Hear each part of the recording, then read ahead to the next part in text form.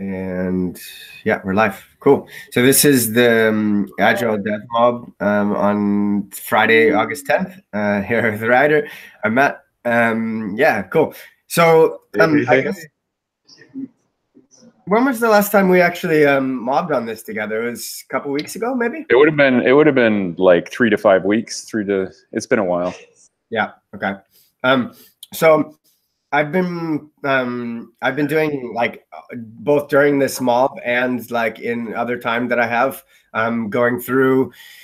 So I'm on an email list for ESAS instructors, and on that list Armando's there as well, and there is a big long conversation about getting set up for C9 alternatives, because of the whole being owned by AWS and making it more difficult to have free access to it for the students. Oh, okay. I don't know anything about that, but I can research it in my own time. Okay, so I don't know. I can.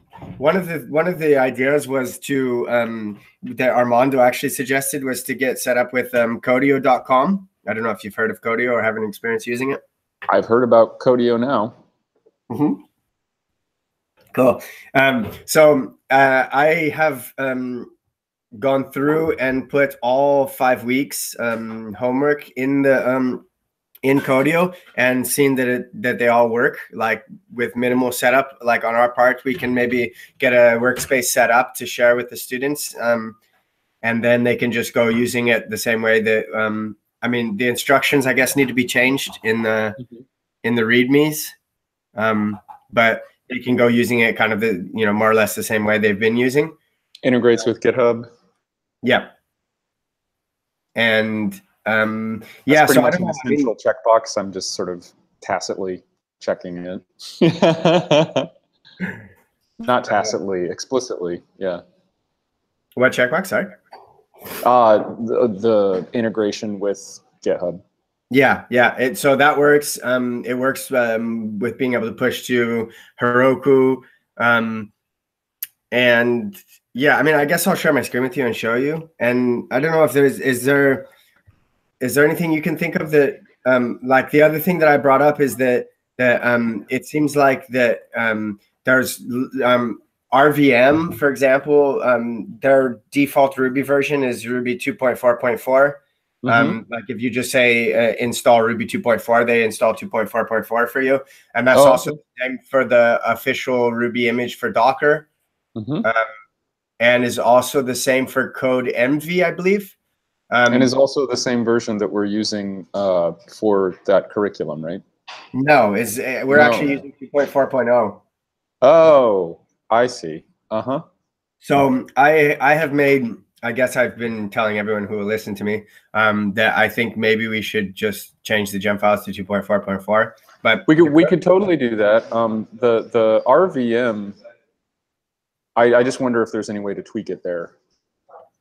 Yeah, like, I mean, you can definitely install 2.4.0 with RVM as long as you say, like, as long as you add an extra 0.0, you know? Yes. The only thing is, I was just like, I guess, thinking to myself and to anyone who listens that like maybe there's a reason that so many different places are defaulting to 2.4.4, and that maybe we should do the same.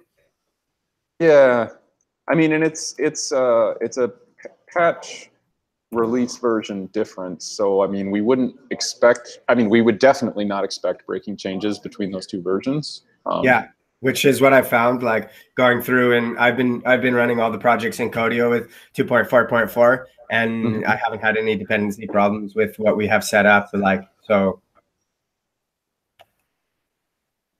But then also to I don't know, maybe the reason why it hasn't gotten, I mean, it's a really interesting time because Sam is traveling at the moment, so he's definitely around and talking to people and responding and putting in through PRs and all that kind of stuff, but he's not I mean, I guess he hasn't given me an answer really on he said that it's, I guess he said that it's possible that we need to test it or something, but the course is already running. So on the MOOC, like it started a little over, I think, about a week ago, actually. Yeah. So what I am noticing on 244 is a couple security fixes. I'm just looking at the release notes right now. Oh yeah, that's a good idea. I just posted a link to the chat. Nice.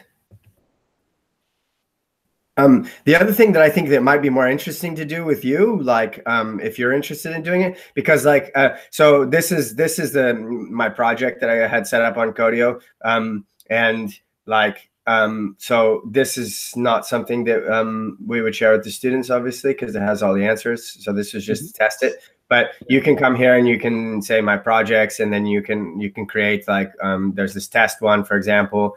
And then you can just make sure that the right Ruby versions are installed and that kind of stuff. And but to do with you, like, I mean, that might be interesting. We could do together, but it's not so difficult, and I don't mind doing that as well, like by myself. Right. Right. What would that be again? Well, this. POC? Yeah, this is in the Codio.com to get like, so I think here, if I have, let me see if I have this hasn't had anything done on it. So this is Ruby 2.2.9. So like, and then there's no RVM installed. So like this is a blank slate. I would want to be able to share it as a workspace with the students. I would want to get RVM installed and install the right Ruby version. And there's some things like on week 3 that like we need to install Node.js and different things like this so that the students don't have to worry about that. But what I think, and it may be more charged. So right now, let me ask you a question, Matt. Right now in the curriculum, students are being directed to Cloud9 to do their code? Yeah. Okay. Yeah. Because the thing is like, I mean, I much prefer local development, and I don't know, I've kind of taken the attitude that like, I'm going to be doing this for a living. So, and even if it takes me longer to get set up to work on a certain project, then but I'm still going to be learning things that I need to know.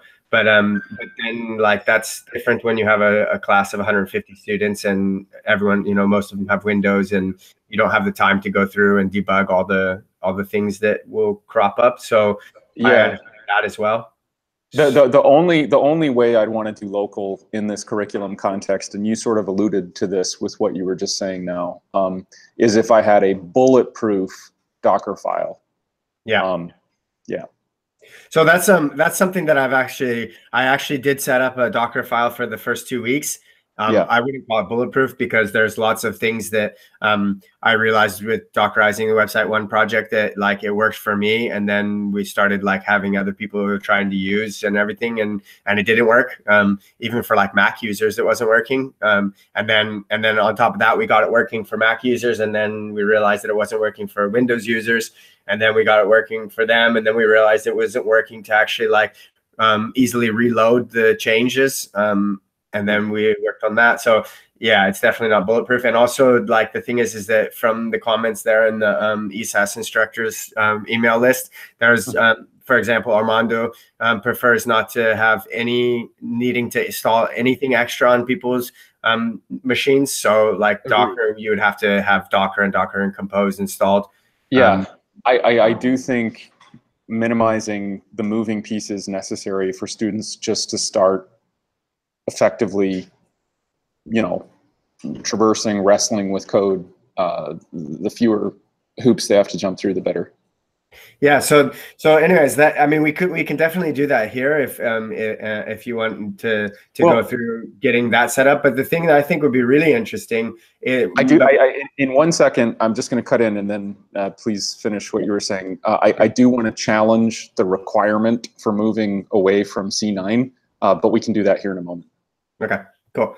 So yeah, and there are some instructors I think who are not going to move away from it, because there are ways of getting it set up. But I guess like the thing that makes it so interesting for me to move away from C9 is that that Armando brought up is that Codio actually has a capability to have all of our auto grading scripts like integrated into the project, so that the students can like run the auto grading script themselves and get immediate feedback, and they wouldn't have to have that extra step of submitting it and then having, you know, some problems with auto grader. Okay, so students over in C9 were needing to submit to get the auto grading stuff to run. Yeah. And you're implying that they occasionally had problems with that process? Yeah. Well, I actually, I don't know if I'm what implying kind of problems? I'm maybe just saying that, like, Armando is saying that this would be a solution that would have everything encapsulated in one place, instead of having to download the files locally and then go there to the browser and then upload them into the course and then submit them, and then that communicates with the auto grader and runs the script. And so from the point of view of like good design, having everything kind of integrated and running seamlessly, and forget the running seamlessly part, having everything integrated is in theory going to be better in a number of cases. Like in practice, it's only a problem having things separately if it's a problem having things separately, right? If like in the real world, that actually causes people trouble sometimes. Sure. Yeah. And that, so I don't. Yeah, it sounds like we don't know. I mean, we do know that there have been problems in the past with the whole. But I mean, are there current problems with? But where are the problems happening? If those problems are internal to the auto grading stuff, rather than in the way in which the C9 communicates with the auto grading stuff, it's like where is the breakdown? Because of it. Yeah, I mean, I don't know how to answer that, to be honest. The only thing I can do is I can see if I can find the what Armando actually said about using. Okay, so here it is. So another possibility, if someone says investigate, I have credentials, use Codio.com, which provides both an IDE and support for integrated textbooks, scaffolded activities, etc., and auto graders. They're standalone education-focused IDE, if you will. They just made a deal with EDX that it will be available in any EDX course that wants to use it. Given that the second edition of the book in preparation will be more closely integrated with the MOOC anyway, and there is even potentially a way to deliver that book through Codio itself, it is a possibility worth exploring if someone is willing to give it yes serious. Okay, this is really helpful. I am sorry I did lose you for about 30 seconds in there. Would this be something you'd be comfortable forwarding to me so I could take a look at it? Either now or later.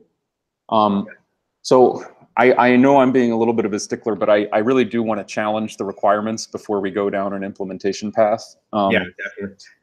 So Armando is a big proponent of moving into Codio.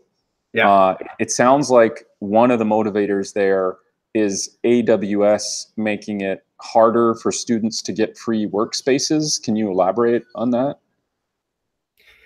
I mean, I can't because I haven't gone through it myself. Okay. It's just like, okay, so Jay, like one of the instructors, he said that getting it set up was somewhat painful. AWS is being recalcitrant about using an AWS Educate account, so there's no easy way to onboard students.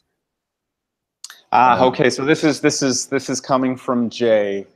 And then based on what he's hearing from Jay, okay, let me just tell you what this seems like to me. It seems like Armando would prefer us to be in Codio. It seems like he doubtless has some motivations that he's set out for that. It seems like because he already has some motivations set out for moving us to Codio, he is bundling in some requirements or some stuff from Jay that we haven't unpacked and vetted and verified yet. We're just taking Jay at face value, saying, he's having, go ahead. Just to stop you real quick there, it's not just Jay that's talking about the Cloud9 problems. It's quite a few professors, and also coming from Sam to look into this. because of the. What are those problems? Finish your thought, and then I do want us to explore what those problems actually are.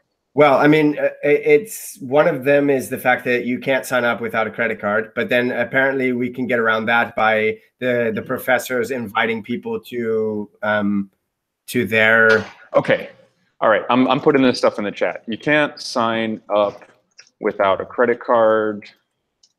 There is a workaround for instructors, and so our instructors would either need access to a list of emails of all their students, or they would need to go and put those in and do that invite kind of painfully one by one. Is that what you're saying? I think so, but I've never done it. Okay. Yeah, so that's more overhead for the instructors, definitely. And so Codio does not require a credit card for sign up?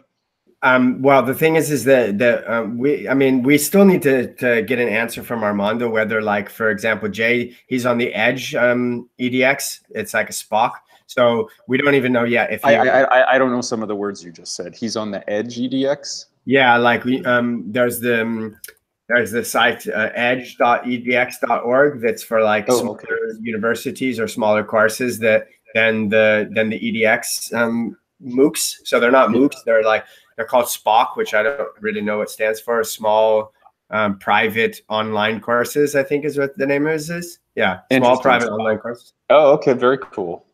So yeah, I learned that. You taught that to me.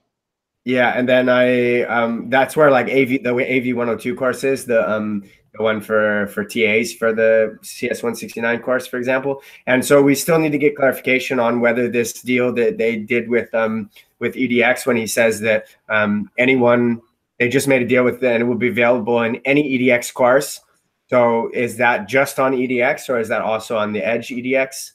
Mm-hmm. Then so we want the Ruby Dev MOOC to be available as a SPOC or not? Yeah, I mean, one of the, so we on like, I don't know, are you a part of the this Beta Sassers channel on Slack? I am not. I will join that right now. Okay, cool. So that's like, so we have like a weekly meeting, I guess, with these Beta Sassers, which is like I forget the AutoGraders client, our AutoGraders client. And so I guess a lot of the people I'm talking to about alternatives to C9 come from that as well. Mm-hmm. So this is a kind of a random question. Is Sam like the product owner for this? Are we like sharing product owner responsibilities? Like, is there kind of a product authority on? I think it's Sam, although I don't know for sure. Like, yeah, I think it's Sam. Like, cool. And then there's like, I guess, so on Mondays, like this Monday as well, I'm going to meet with there's Richard who is starting his course this next week, I think, or a week from, and yeah, so he's interested in alternatives. Let me see. In alternatives to C9. Yeah. Uh-huh. And then also there's Jay as part of that. Janet as well has popped in and she's curious. Although it looks like Jay is trying to go the route of like I was helping him out with AW9 or AWS C9. Is there a document of C9 pain somewhere that stakeholders? That's what I was looking for. So there's some notes. Let me see. Cucumber. I think it's 100%.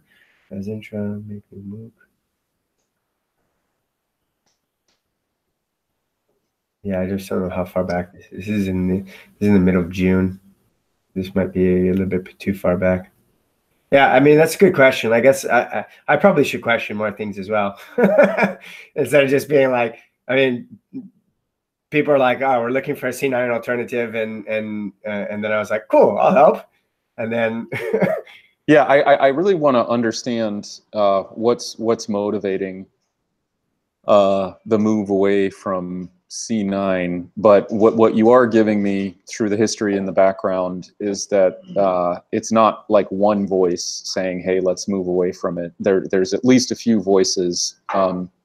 That in and of itself is not an indicator of the legitimacy of moving away from C9. So I really do want to understand the arguments better. Yeah. I mean, here on July 9th, Sam wrote in his notes that AWS setup requires multi-step and provision a box. I'm not sure what that last part means. Provision a box, but yeah, and I'm not sure who that burden is falling on either, right? Is that falling on the teacher? Is that falling on the students? Yeah. So then on I guess I joined this whole thing around the 23rd of July, which is when Sam was like, "Hey, we should all try signing up and testing Code Envy." So yeah, there is a little bit of an information gap on where because I wasn't in that meeting on the 9th of July. Yeah. So and looking at the notes, like it doesn't, like there's just Richard and Sam, it seems like. And then I don't see anything that Richard said about it. Like I've definitely been in a meeting with Richard since then, and he is definitely interested. Okay. So let me review where we've been so far. So we spent 8 minutes or so catching up this morning. Now we've been talking about moving away from C9. We've been talking about Ruby version possibilities. Everybody's set up at 2.4 right now. It sounds like you're telling me that the Docker standard is to do 2.4.4, that a couple places seem to have elected 2.4.4 as the standard version. We went and looked at the 2.4.4 release notes, and we did see that there are some security fixes bundled in there. Again, it being a patch version up, a couple of patch versions up from what we're using right now, we wouldn't expect breaking changes. We would expect it to work comparably to 2.4, and the likelihood of it having gotchas would be low. I guess. And I have tested that. I have gone and run all the steps in all 5 weeks. And yeah, I'm looking back on July 30th. I guess Sam did respond saying it's a 5-week course. Yeah, it's 7 weeks with like setup and stuff like that. But there's 5 weeks of projects. Yeah. Okay. Homework, whatever. Yeah. Cool. And yeah, well, that sounds very positive.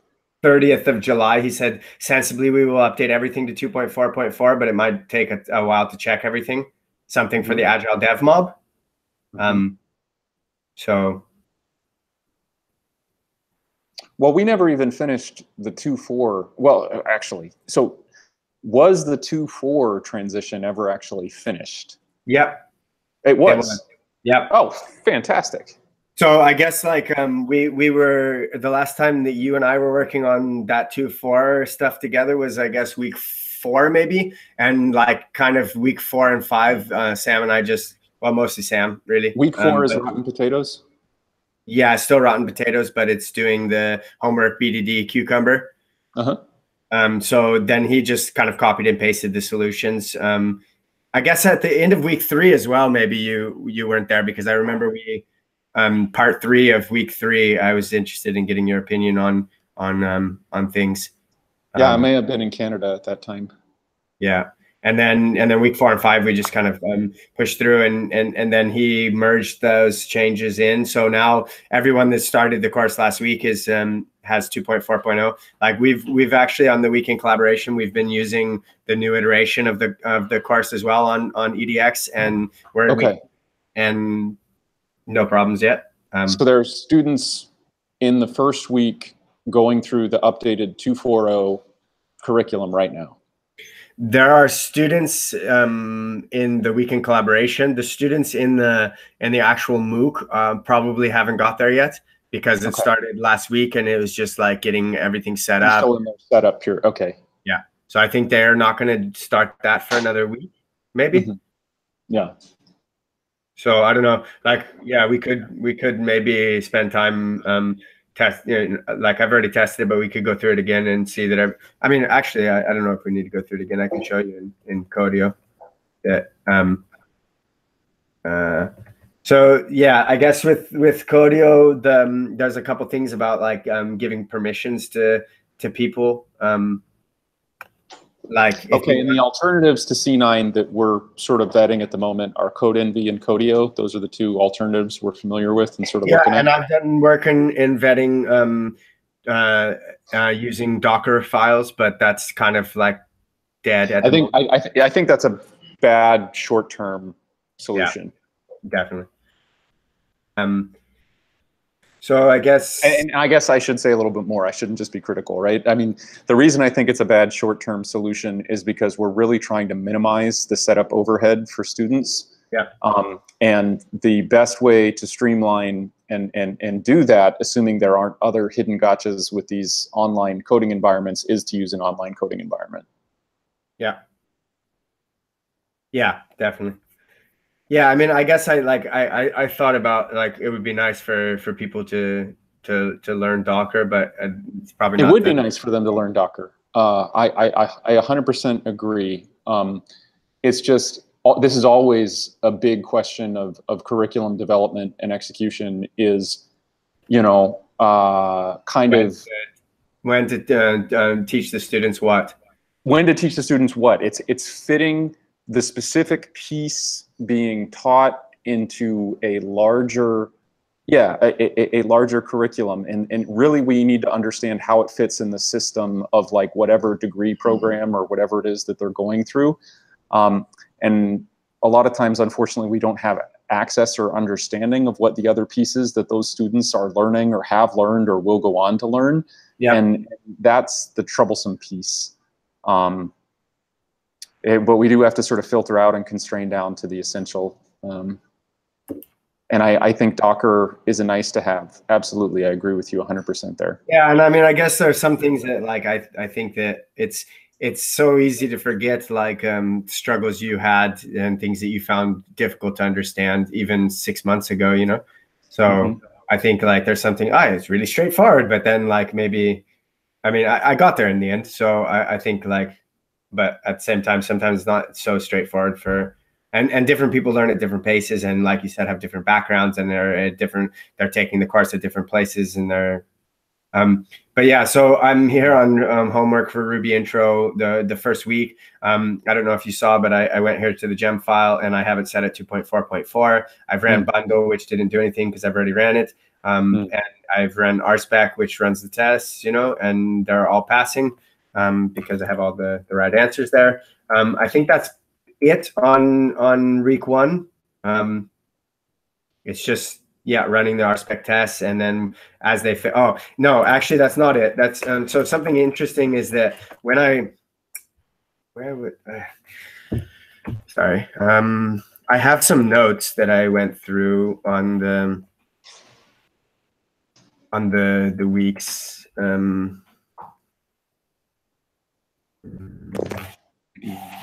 So there was some, I think maybe in CodeEnvy. So CodeEnvy I didn't like, and like I guess you didn't like CodeEnvy. No, I mean maybe that's not a good enough reason to not use it. But I guess it depends on what the backing reasons for you not liking it were. Yeah, I guess I didn't like because first of all, like getting the RVM installed worked, but using RVM after having installed it didn't work for either Sam or I. And Sam sent a message to an issue to the people at CodeEnvy, and they said something, if I remember correctly, about, yeah, we know about that, and we'll have a version that fixes that soon, I think. And then they're defaulting to 2.4.4 in their environment, is that right? CodeEnvy, yeah. Okay, gotcha. But so, right now, RVM is not working for them. No. Okay. Like, I think, I mean, it seems to have something to do with the fact that you need to, like, in the RVM instructions on GitHub, you need to, like, restart your computer. And so, and you can't, like, sudo reboot inside of CodeEnvy and stop the workspace and start the workspace again. It doesn't work. Gotcha. And they're saying they'll have it fixed soon. Yeah. Okay. Is there anything? Go ahead. Go ahead. So in Code Envy, I made these notes that there was error getting guard started with pry. My notes aren't very good, to be honest. So it's okay. You so have notes. Having notes is good. Yeah, it definitely helps with just trying to remember everything.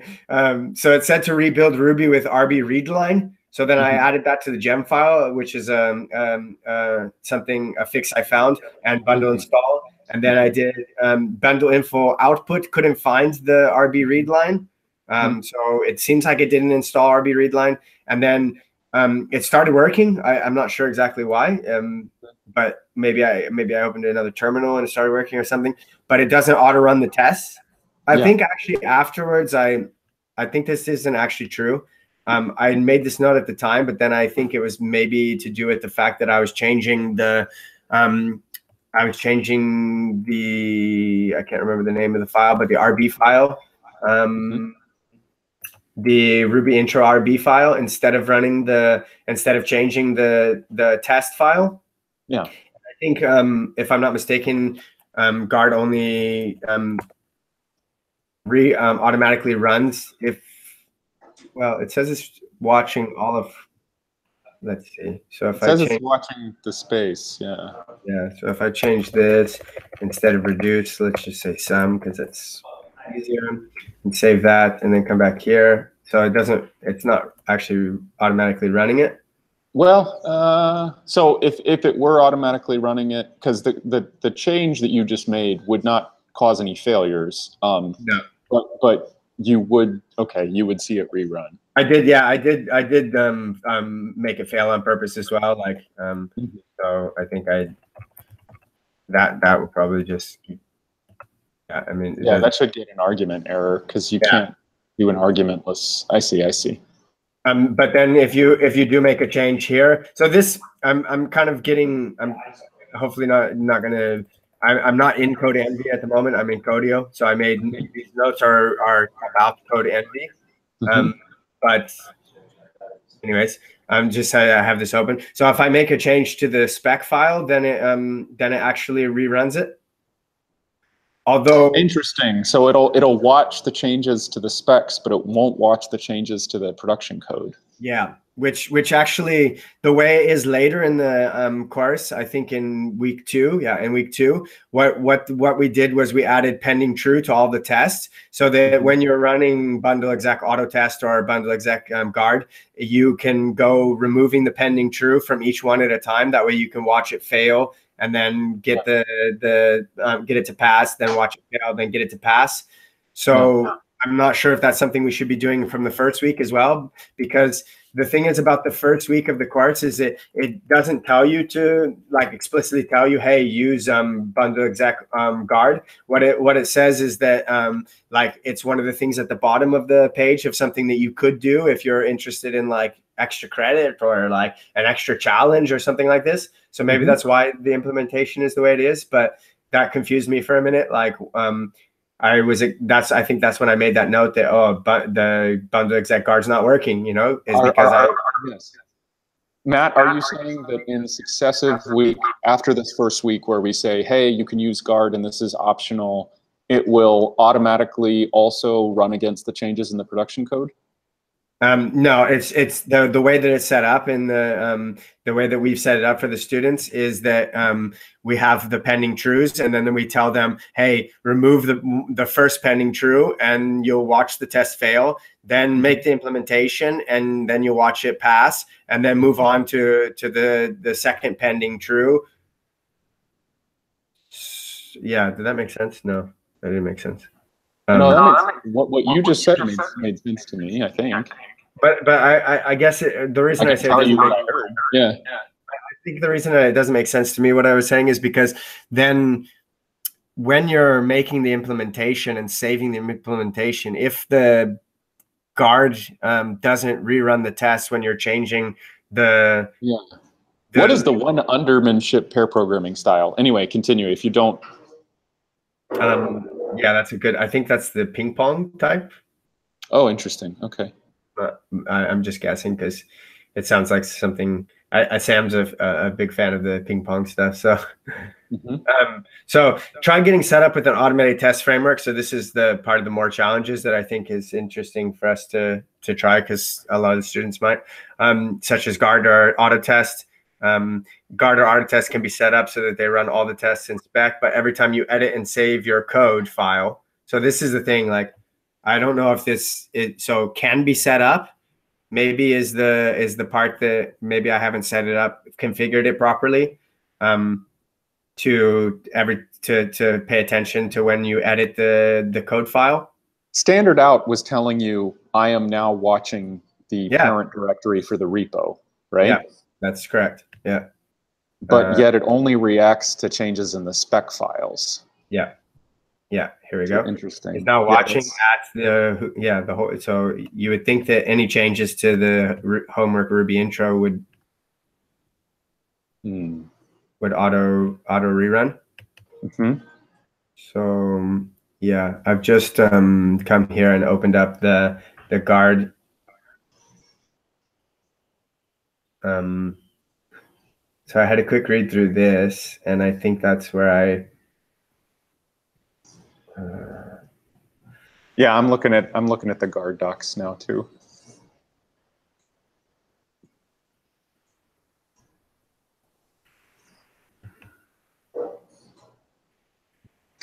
So we know what standard out is telling us. Can we take a look at the guard invocation in the actual project?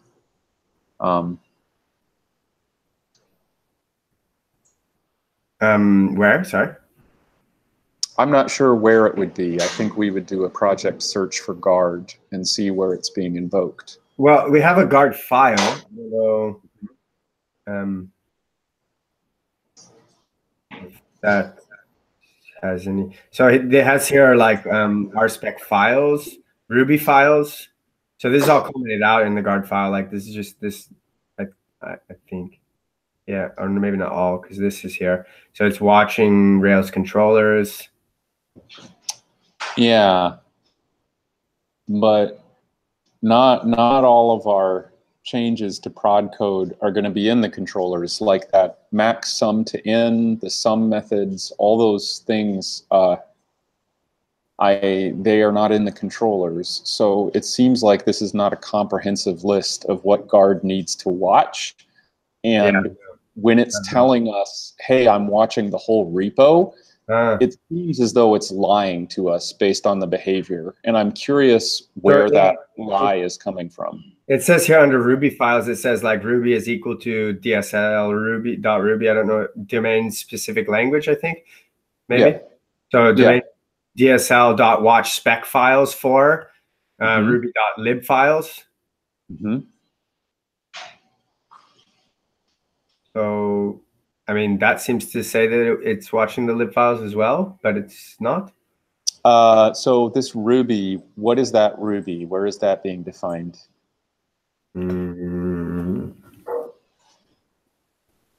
Well, sorry, so this Ruby here, I think this is here like Ruby is equal to DSL.Ruby. Okay. Yeah. And then it's Ruby.lib files. And that's all in the guard DSL new. Okay. Guard, RSpec. DSL is equal. Yeah. So here DSL is equal to guard and this namespace. RSpec namespace DSL.new self.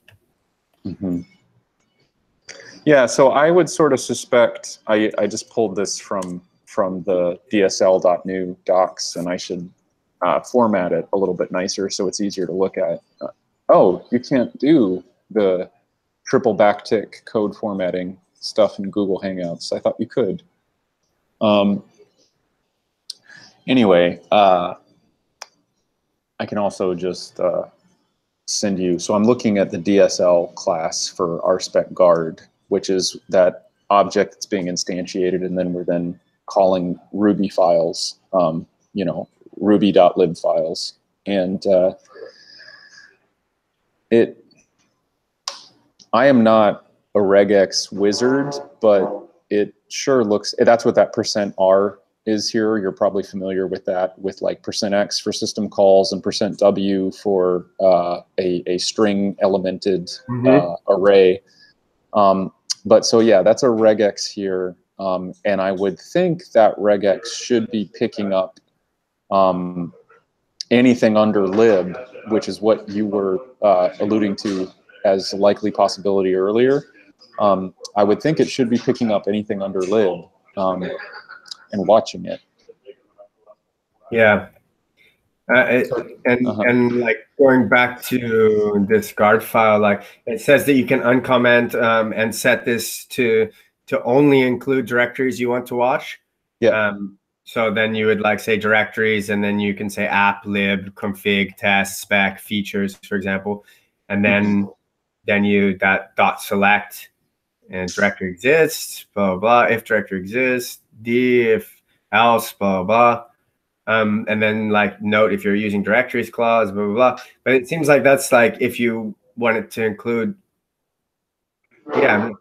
uncomment and set this to only include directories. Yeah, so like in this case, it seems to be telling us it's listening to everything in the root of the thing, but but it's not. We might not need to fix this problem. You're telling me that guard is being presented to students as an option for this first assignment. Is it presented clearly in the materials that the other option for them is to just like run, RSpec? Yeah. Okay. Like, so this, it's not like a requirement for them to use it at all. Like, it just might be something. Just a convenience feature. Yeah, like in this first week, it's not. They're not even told about it until after they get everything passing. So like, they run RSpec, they run. Good. So that, yeah. I would almost go ahead. I feel like I may have cut you off. No, I mean, it's just something that I noted that it would be nice to and like going back to my notes, like to explain this thing about code envy. I don't want to. It's not to say like maybe I should just take this out actually, or maybe I should clarify. Doesn't started working but doesn't run out of tests when making changes. Let me tell you what I'd be inclined to do here. This is the first assignment for students. Is that correct? Yeah. Yeah, I would be inclined to actually just axe guard completely, axe the references to guard in the README, and axe it from the gem file and axe that guard file.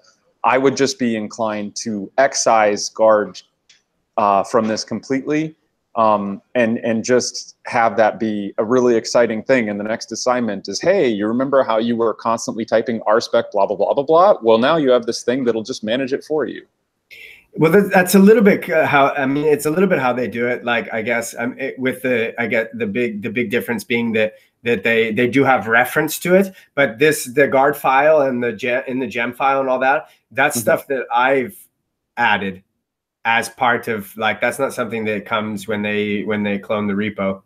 Where is the Do you know if I see. So they could have elected to create and do all that stuff themselves if they were so inclined? Yeah. Okay. I mean, if I come up here, I'll have a look just to make sure I'm not saying bullshit. Well, so there's no guard file for sure. And if I go to the gem file, there's nothing in the gem file either. That's all stuff that I've added by clicking on this link. So I guess, like, to say what you're saying is maybe, like, I don't know if this is the right place to have this or not. But then, and this, I was having a look at this one undermanship paraprogramming style. So I was wrong. It's not the ping pong. So there's ping pong pairing. And then there's oh, Sam Livingston Gray. I like him. One undermanship between so a add I don't know what this is doing.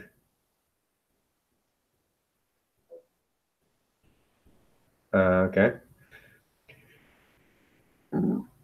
Yeah. So I'll have a better look at that as well. Yeah, I have no idea what that means. New pair every day, 15-minute timer, driver, navigator swap, dual keyboard setup to make swapping easier. Only driver has control of the computer. Bite-sized projects in the morning, bigger projects in the afternoon. Capstone projects are individual. They say that learning phase is best for pairing. When later repeating for practice, then pairing allegedly not so helpful. TDD is not required, focused on JavaScript for preference. Right. But that's under the heading of App Academy pair programming protocol, and those docs are not super clear about what is what and about even what the constituent pieces are. I mean, like that one undermanship. What is that? It's a graphic with zero explanation. You know, it's fine if we link out to, you know, a more detailed explanation, but there should be some kind of at least soundbite summary of what that method is right there in that document. I agree. Because I have no idea what that means. I just see that and I'm very confused. And if we're confused, imagine the students. Students. I guess so. That's the. I mean, I could go here and change this guard file to have auto test. Auto test. Yeah, but unless you really want me to do that, I can move on to week 2 and show you that it works with 2.4.4. Or do we have something else that we want to do besides going through each? Well, I just want to sort of revisit, you know, why we're here, what we're doing. Overall, we have this 2.4.0 Ruby version upgrade, which it sounds like we've successfully realized across the 5-week curriculum, you know, the 5-week curriculum where there are assignments of the 7-week course. Yep. So that's good. That's really positive. It sounds like you guys took that across the line, which is fantastic. 2.4.4 sounds like is sort of accepted as a standard in a lot of places. We looked at the differences from 4.0 to 4.4, which again, not likely to have breaking changes. It sounds like there are a couple of security updates bundled in there. And like we could likely make that change without terrible repercussions. There's this other question of being in C9 versus being in CodeEnvy or Codio. It sounds like some of the drawbacks of being in C9 are some difficulty potentially for instructors and for students. This idea you can't sign up without a credit card. Maybe there's a workaround there for instructors. They can invite students individually, which of course is more overhead for them. It's just more difficulty. One of the reasons that we're not looking at CodeEnvy anymore is RVM. Although they have 2.4.4, which is the version that we sort of aspire to use, RVM is not set up right now. It sounds like they have a work item in their backlog, possibly in flight in the near future, to resolve that, and it has to do with rebooting the thing, that there's no way to sort of refresh the workspace. And so we're looking at Codio right now. It sounds like Jay? Sounds like Jay has some issues with, what were his issues with C9 that he was facing?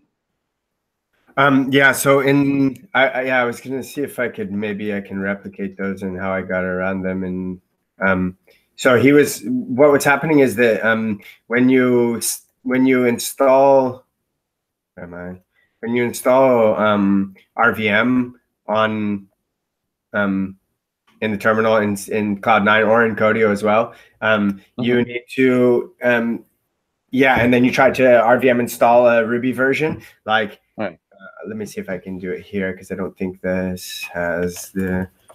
Let me see if I can do this quickly. No, that's not it. You need to. It seems like you need to give permissions, or like you need to add the user to the RVM group. Yeah. Which I was able to do in Codio. It seems like without a problem, but but in Cloud9 when we were pairing together on it, it wasn't. It didn't work.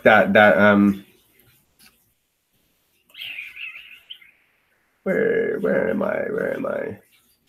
Oh, RVM wasn't working on Cloud 9? No. On Code Envy, right? No, No. on Cloud 9. On It Cloud was ranking for different reasons on Cloud 9 than on C9. Sorry, on Code Envy than C9. On Code Envy, it wasn't working because it was installing, but it wasn't actually giving access even to the. It was just saying the bash command not found, right? Mm-hmm. So I think this is already on Cloud 9. It was, you were able to say RVM list, you're able to list known, all that kind of stuff, and it knew it had awareness of the that it was installed, the program was installed, but it didn't work because when you tried to RVM install the so that's right there. When you tried to RVM install the Ruby version that you wanted to install, it was coming up with a code exited with code 23. And then I looked up that code, and when I had that issue here in Codio, and I've never heard of that code. it led me to a GitHub page, I think, or a Stack Overflow probably, that told me that I needed to add it to the groups. And then I kind of had forgotten about it. It just started working in Codio. But then Jay ran into some issues, and he pinged me, and we were pairing together. And him running the same commands in Cloud 9 didn't get him past that. Okay. So then he just changed the Ruby. He just changed the gem file. So, but again, ideally, like, we would have this set up for the students so that they don't have to go working through that. What I'm doing here is he changed the gem file from 240 to 244. No, he actually changed it to 241, which is the default from the Cloud 9. Cloud 9.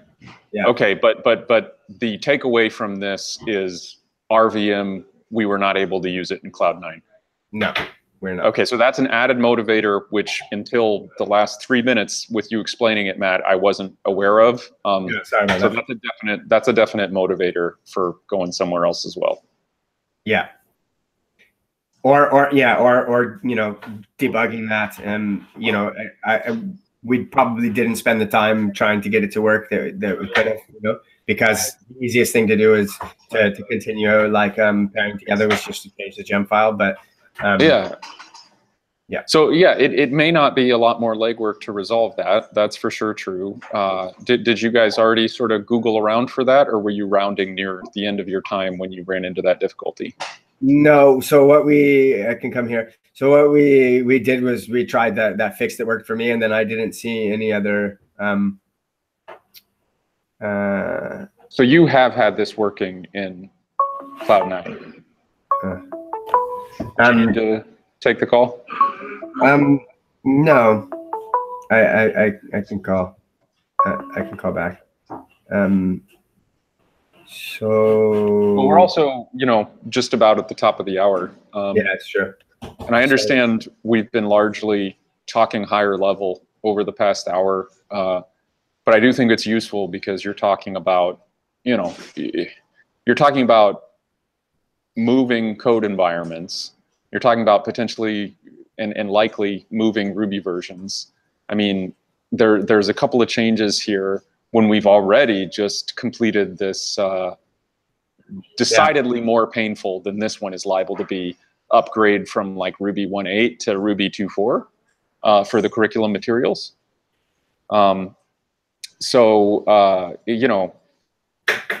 I just want us to have our motivations for making these changes clear, and our cognizance, our awareness of what the available options are also clear. Yep, definitely.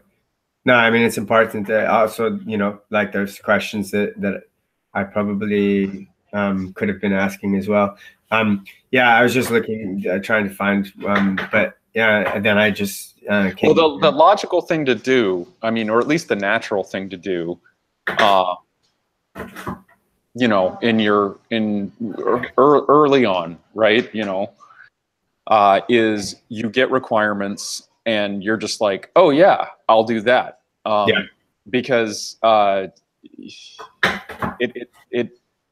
it's hard to get the understanding of like, well, what we really need to do is we need to have, if not an argument, at least a mutually challenging discussion where we clearly establish the relationship of the requirements to the proposed implementations. Yeah. Because just taking requirements and being like, oh, I mean, especially requirements that come with strings attached. The strings here being like proposed implementation paths, which is what's happened. And it often happens like that when you have people who are straddling the product engineering world. Like there's not a dedicated product owner. There's some people who are doing both product and engineering responsibilities, and they just have an idea of like, oh, let's do this. And it definitely is your responsibility as an engineer to challenge those requirements and figure out, are they necessary? Yeah. Yeah, definitely. And it's even a little bit more challenging because, for me, it's like, what's the purpose of that? Like I mean, in the sense that I don't like using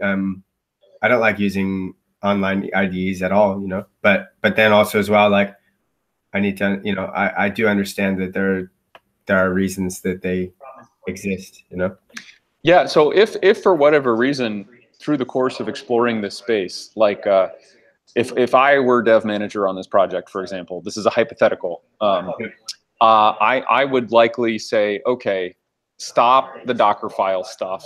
Let's focus on these coding environment possibilities.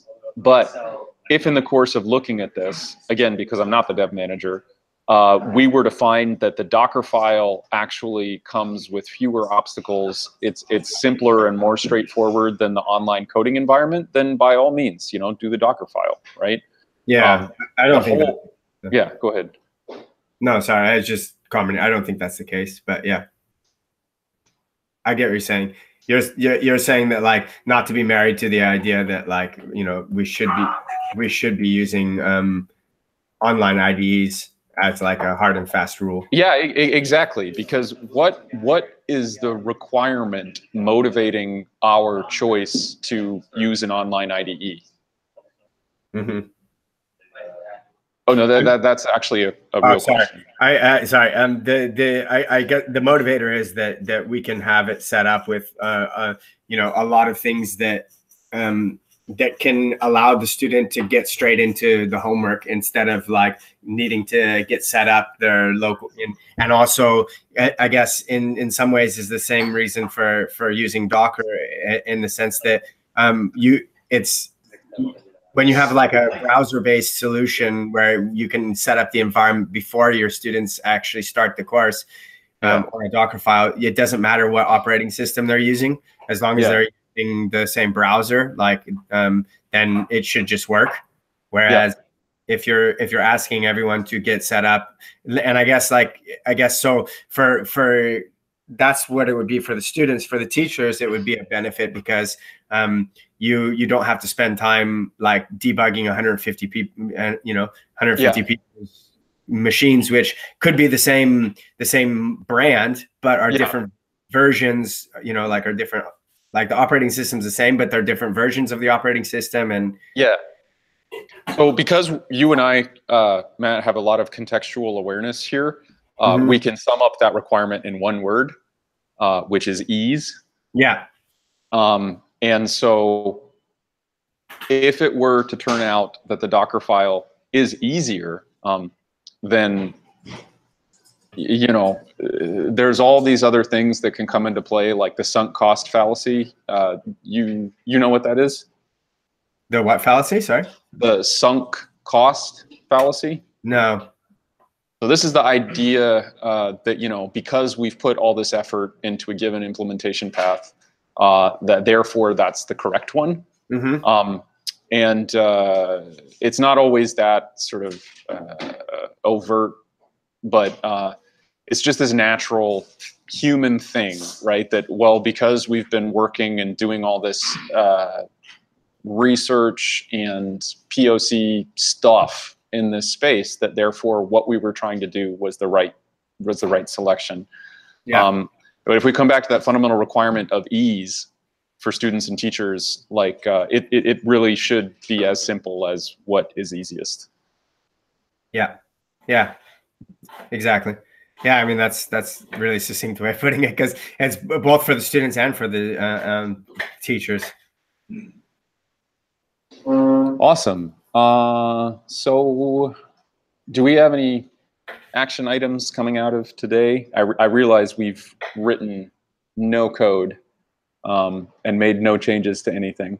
Well, I mean, I'll just show you what I did in this new Codio CS169 test. I ran, so I followed the instructions for the Ubuntu RVM instructions, and was able to get RVM installed. Then I said RVM list, and it says command not found. It does have a note here. Please do not forget to add your users to the RVM group.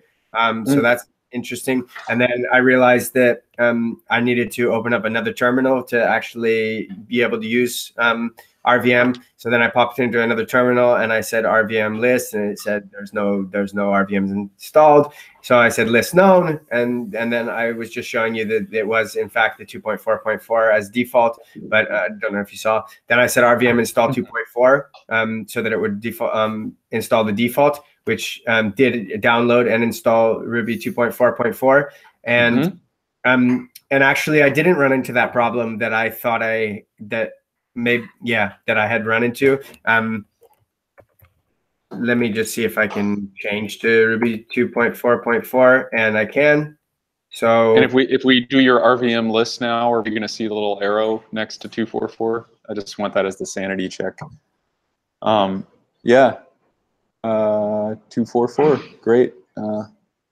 So I mean that's I guess one thing that it wasn't that simple in C9 to get this all working.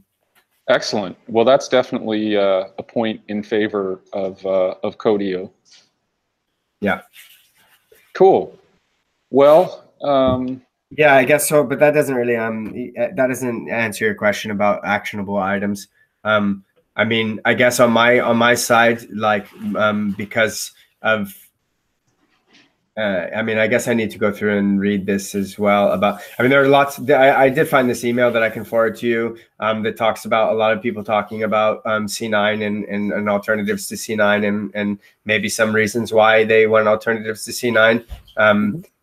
And I think on my part, like I want to get like maybe this test one that I just did, that I just installed RVM, maybe get this set up to where, so the way it works here as well is that like, so to have this project, like I can give permissions to certain, I can search for like ESAS students, for example, ESAS test students, and then I can give them write access. And by giving them write access, they can come to projects, and they can fork this project. So that they will have like the minimum requirements for them to just go ahead and start like cloning. Well, they should be able to fork it without write access. Yeah. Yeah. Okay. Yeah. I mean that's a lot of times I'll make a statement, and it's not because I intend for that statement to stand set in stone. It's like it's an assertion, right? It's an invitation to argue. But like, there's nothing to stop them from forking it if they just have read access, right? Sure. Yeah. Well, yeah, I'm not. See, I don't know, because the write access I thought would be. So I gave like I don't know. I haven't actually tried to. Well, I guess I didn't start this, so I could try it now, and I guess it is here as an option. So if I try to fork this and I say forked, because they do have the projects, so it seems like it's forking. Okay, I guess I hadn't tried that, but I guess I was thinking because the all the projects are private by default. So well, yeah, this is not going to prove anything because I have admin access to this. Yes, you know, it would mean something if you gave me read permissions and I forked it. Yeah, that's right. Unless they're using a really deviant kind of definition of fork, in terms of, you know, what permissions somebody needs to be able to do that and what that entails. You know, we can, which it would be very strange for them to be doing a deviant thing, because this is a space meant to be populated and used by developers and aspiring developers. Yeah. And those conventions are really clearly defined. We can safely assume, maybe there's an asterisk next to safe, but that's going to be their definition, is that if you give me read rights, I can fork the thing, but I'm not going to be able to change it. We definitely don't want to give our students the ability to actually change the curriculum materials that everybody's using. That's crazy.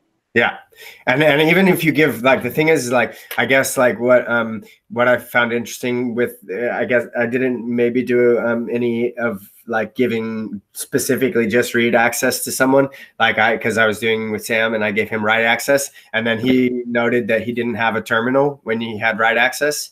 So the only way to give someone, like, the ability, well, to give them a terminal, which would be, I guess, necessary to make any changes, you need to give them admin privileges.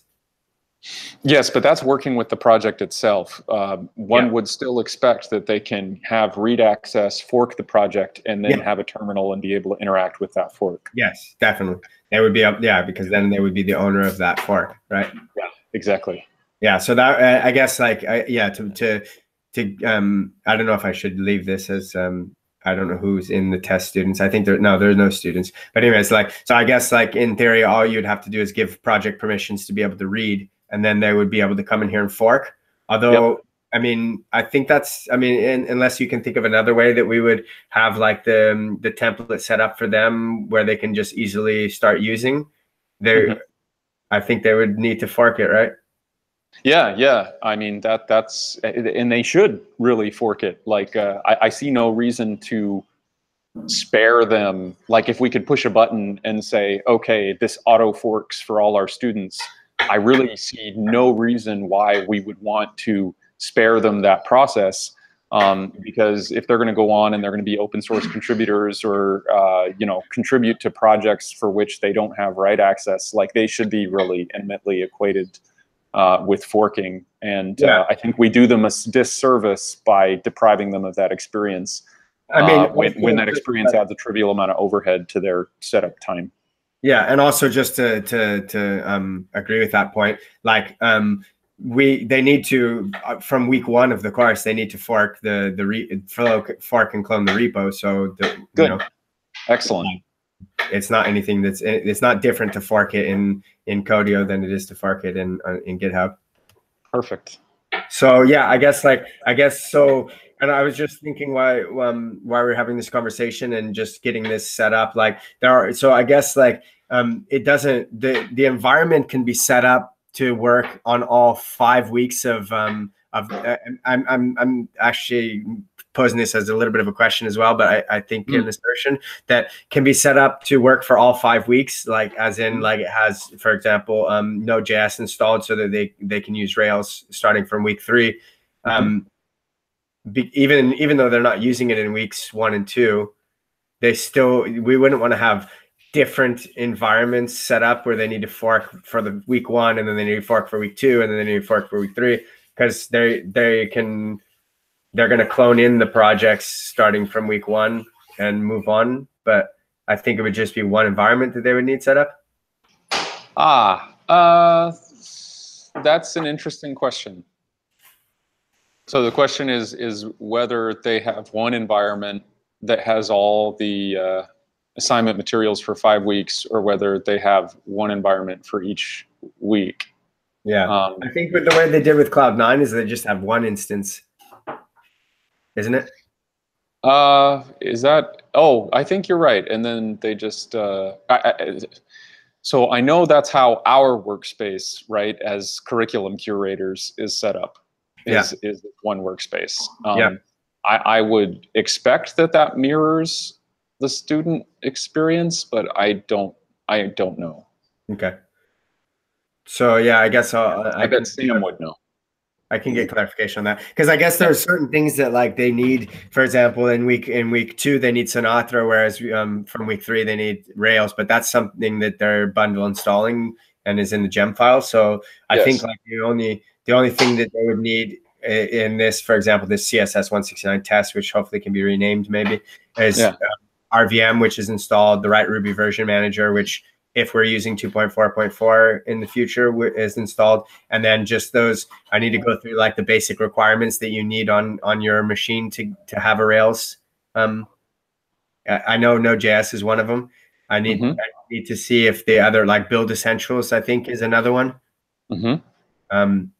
But I should be able to see that just from the, like from a Docker file, maybe even.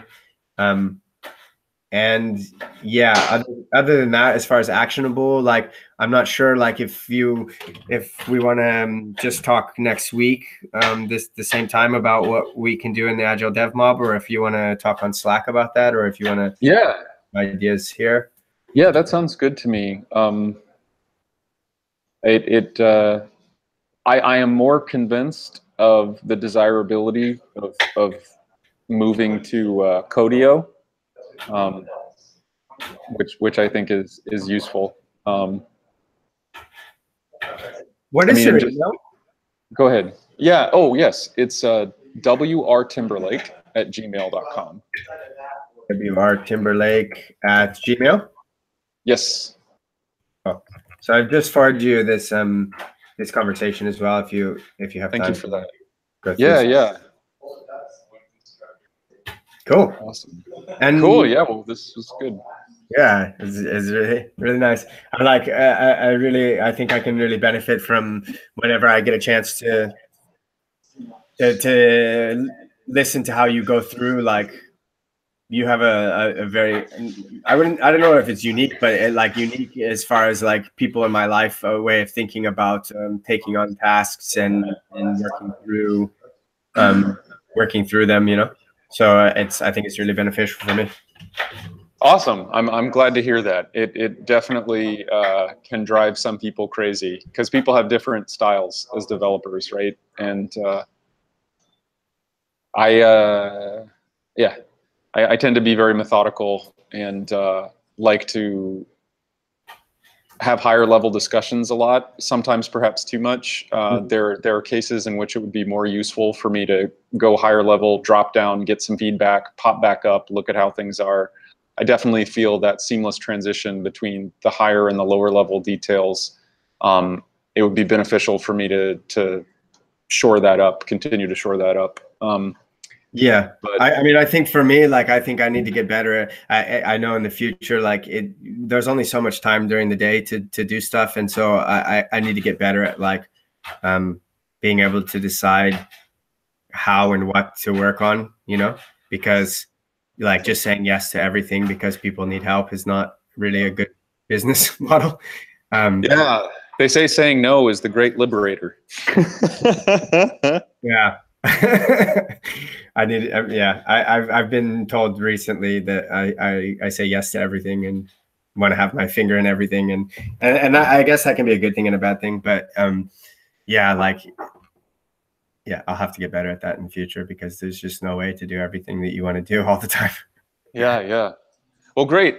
So I need to be gone by noonish, right? So around half an hour from now. Okay. Yeah, could be a little bit later, but you know, around noon 05.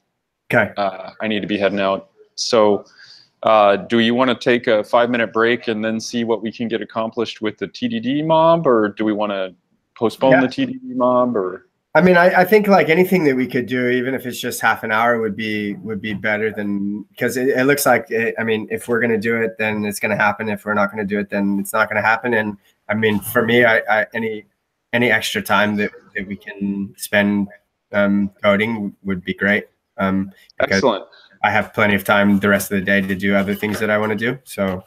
Yeah, I've got more time now as well, and I want to be cautious in how I use it. At the same time, I would love to spend more time with you working on stuff than I have historically. I was laid off on Friday. My position was eliminated. So Oh, really? Wow. Salesforce did this really unexpected and weird thing. It's public record. It's in the news. But they eliminated all of their QE positions in Indianapolis. So even though I've been doing developer work for the last year, my title has continued to be QE for that duration, and that was going to change, and now it's not going to change because apparently they've changed how they think about what they're doing. It was a really surprising decision. Wow. But the severance benefits are very good, and so I'm just taking some time to figure out what the next thing is. So I have more time, is the takeaway from it.